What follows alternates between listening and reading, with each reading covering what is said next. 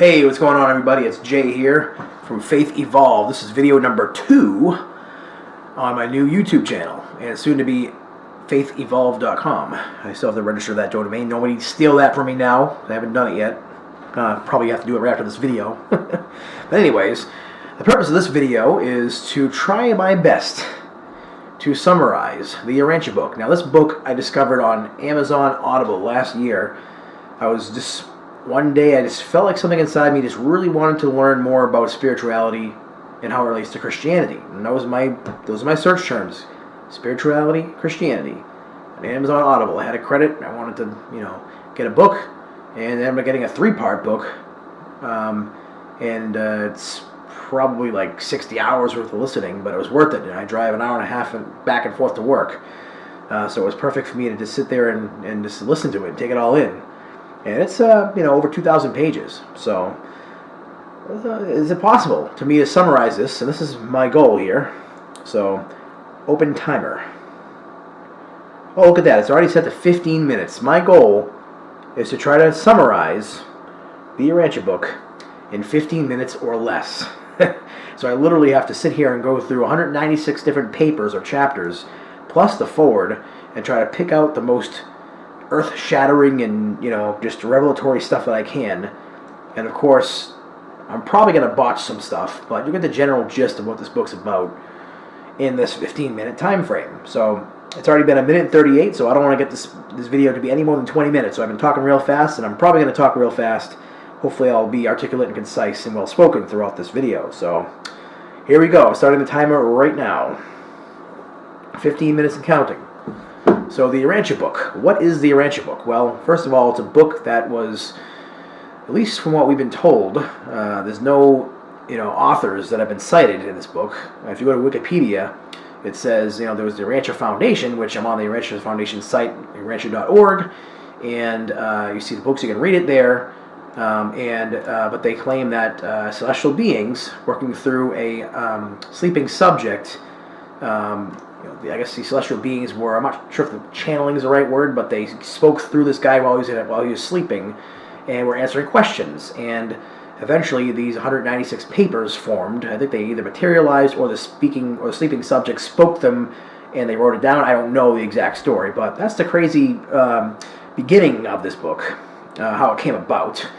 Call it crazy, call it whatever you want, but in reality, I think reading the book will show you that it wasn't just one person sitting there that came up with all this stuff. This is some out of this world, pun intended, stuff. I mean, this I don't think any person could have come up with this. But the first part of the book kind of goes over what some of the words are. They have to invent some words because there's no words in the English language to convey the message they're trying to, or the concept or idea they're trying to relay to us. So they come up with these words like Nebadon, the name of our universe, or Urantia, which is like intermediate between the fleshly material body and the spiritual body. So they kind of go through some explanations of stuff in the forward. Then the first part of this paper is about the Universal Father. So the Universal Father, who is the Universal Father? It's basically like the highest personality in the entire universe, the first source and center, the very beginning of the eternal personality, the eternal God, really, of the source of everything in this universe. Not just material, but Urantia, spiritual, ideas, love, all these different ideas. You have like love and mercy and goodness. What are the 3 things they talk about? Truth, goodness, and beauty. All come from this universal Father. And then they go over the nature of God. What are His attributes? It goes over God's relation to the universe as a whole, and then the individual. And then it goes into the eternal Son and the infinite Spirit. So there is this Trinity concept of a eternally existential, or existentially eternal, however you want to put it, threefold being, basically God in 3 people, God in 3 persons. And I'm going to fumble a little bit as I explain all this, so bear with me. But even though that God is the first source and center, there's a second and third source and centers, but they all existed for eternity. Even though God's the ultimate, the Godhead, if you will, is the ultimate God. And He created the Son and the Spirit in a sense. from our perspective, but from his perspective, they existed from eternity. So anyways, it's kind of like total messing with your mind, but we kind of already understand some of these concepts as Christians. And it goes into talking about the Paradise Trinity and how from the Paradise Trinity, which is the Father, Son, and Spirit, there's the eternal Isle of Paradise, and that's where they live, like physically and spiritually live. So they got this entire universe, and at the center of the universe is this Isle of Paradise. And once you get into Paradise, then you are in the actual physical presence of God, the Father, the Son, and the Spirit. So that's what is an actual literal place. Although they say it's not, there's no location in space. I don't know if it's like a singularity or something like that, or it's just like a I don't know how to explain it, but it's just the way they explain it. It doesn't exist in we can't see it, but it's at the center of everything. Anyway, and then they go into explaining the universe. Let's see, we got a little over 10 minutes here. Talk about the universe and how. So you get the Isle of Paradise in the middle, which is a physical place where God exists, and then you have the surrounding this Isle of Paradise is Havona, the eternal created universe, the perfected universe, and there's 1 billion planets there with perfected beings that they come and go, but the entire universe has been there eternally, and you can either ascend. Once you get to Havona, you can ascend inward, or you can ascend outward from Paradise, coming down. And it talks about how there's like personalities that come from Paradise, and in my mind, these are like incarnations or different, variations of or parts or fragments of God in a sense. And you have like the Paradise Sons, for example, and that's where one of them called Christ Michael comes from. And Christ Michael is who we know as Jesus Christ of Nazareth, and that part of God that we understand in our universe is Christ Michael incarnated as Jesus Christ on planet Earth, and lived his life, showed us the best revelation of the Father that we have, was killed was crucified on the cross, and then he rose again. But anyways, that's where the descending sons come from. We have these descending sons, and it's not just the Michaels, which are the creators, and basically that's what they are. They're the creators of universes. So we have this perfect central Havona universe, and then from there, there's a barrier, and then there's surrounding that 7 super universes, and we're in the 7th super universe, and it's called Urantia, and then there's local universes within that. So like you got I think it's 100.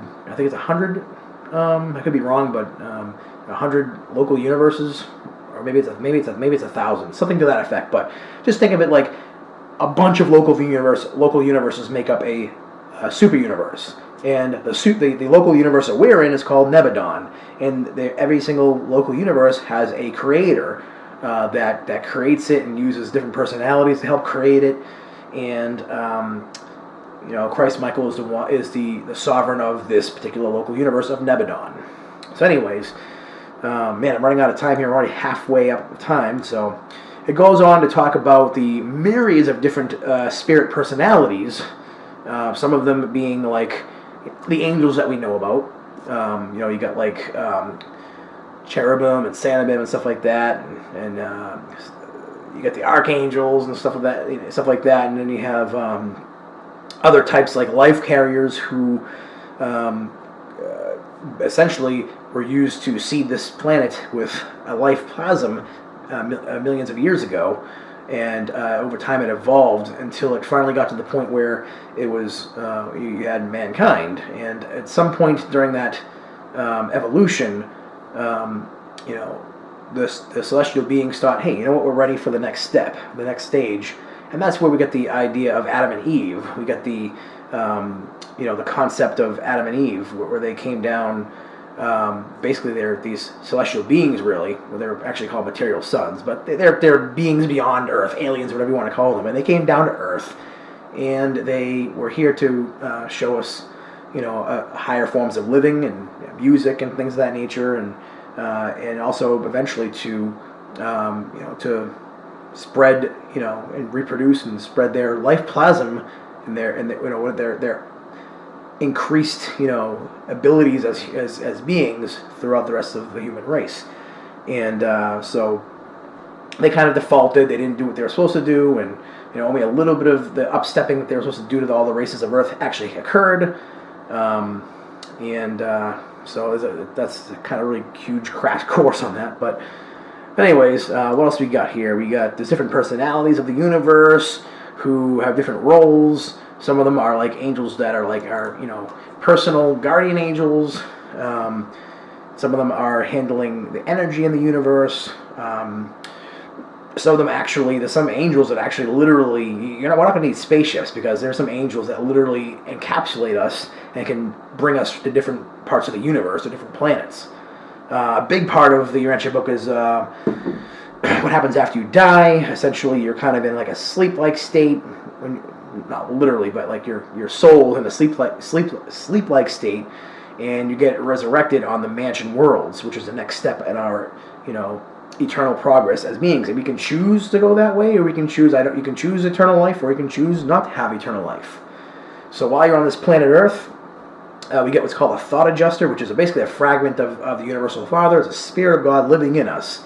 And it comes in us around the age of 5 or something to that effect, give or take a year. And that spirit is what drives us towards looking for God, or looking for meaning or values in life. And, if you don't have a chance on this earth to make that final decision, you will on your next life, if you will, in the mansion worlds. And when you're resurrected there, first let me back up. When you die, the Spirit of God that's in you, the thought adjuster, leaves. It goes back to the source or the planet or whatever that it came from. Your soul kind of sleeps until it's ready to be resurrected on the mansion worlds, in which at that point the thought adjuster comes back to you and you're resurrected, and you essentially start your second life, if you will. But at that point, you're in a better world, and you can work through all the stuff that you couldn't work through on planet Earth. Your spiritual progression, you can progress. There's multiple worlds you progress through. There's literally like 7 mansion worlds, and you're given a new body there. It's not a fully physical body. It's a partially physical, partially new style of being, or body, if you will, called the Urantia soul, or the Urantia body rather, which is from your soul on Earth. And you can slowly progress to becoming more and more spiritual, and less and less material as time goes on. Eventually, after you finish your career or lifetimes on the planets of the mansion worlds, which are part of the local universe, you can then move up to higher points spiritually, higher worlds, if you will, until you finally reach the headquarters of the super universe of Urantia. And your job is to grow spiritually and teach others that are coming up behind you, and learn more about the Father. Eventually, stand before the Sovereign of Nebadon, which is Christ Michael, Jesus Christ. Eventually, then you go on to Havona, and you ascend closer and closer to God, until you finally, probably billions of years later, you're finally standing at the doorstep of the Isle of Paradise. And at that point in time, there's like a long period of time where you're kind of transported from time into eternity, and then you're in paradise, standing before the Universal Father. And it takes a really long time to get there. I mean, you have eternity. We're offered eternal life, so it doesn't really matter how long it takes to get there. But once you finally get to paradise, you can get to what's called the core of the finality, and they don't know of anybody that's gone further spiritually than that. You've attained the Universal Father, and then you go back out to the super universes or the central universes, and whatever missions God has for you.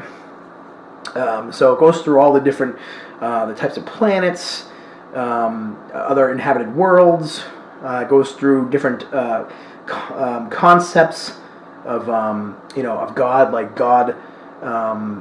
The infinite, or I should say God, God the absolute. Then we have God the ultimate, God the supreme, and there's no way I could ever really cover this stuff here in this video. You'd have to really watch it. Read the book.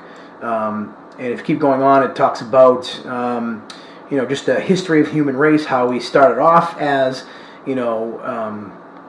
really how we evolved from basically single-celled organisms all the way up to animals, up to the first human beings, and then how we've evolved since then up to the times of Jesus when he was on Earth, and talks about different things such as like marriage and family life. Talks about ghost cults and sin, sacrifice, and atonement. Kind of goes over different ideas and concepts, clears things up that religion throughout the years has kind of muddied the waters on, and not totally revealed accurately either these ideas or ideas about God.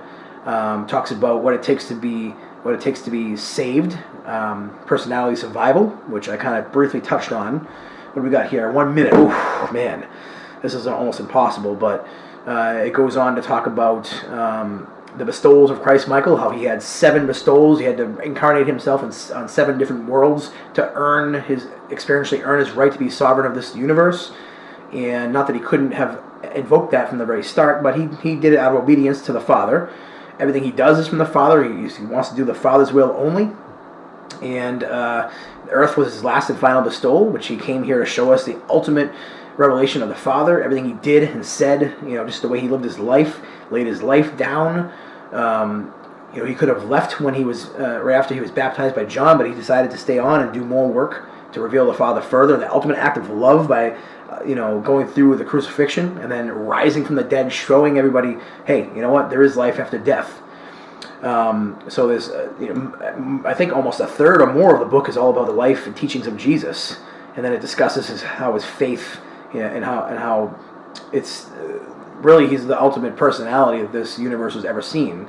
And time is up.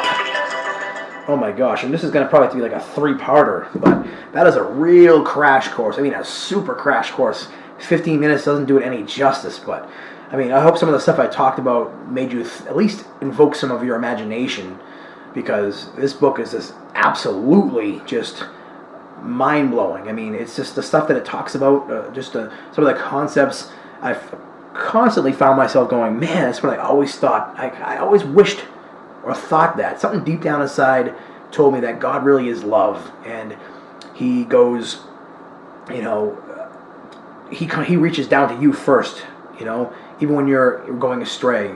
He reaches to you first before you reach to him. He loved us first, as they say. He first loved us. So, I mean, man, this is impossible. I should have gave myself a half an hour, but I'd be out of breath by then. But anyways, I'm going to upload this video and hope it's helpful to somebody. I mean, I literally covered 0.01% of this book.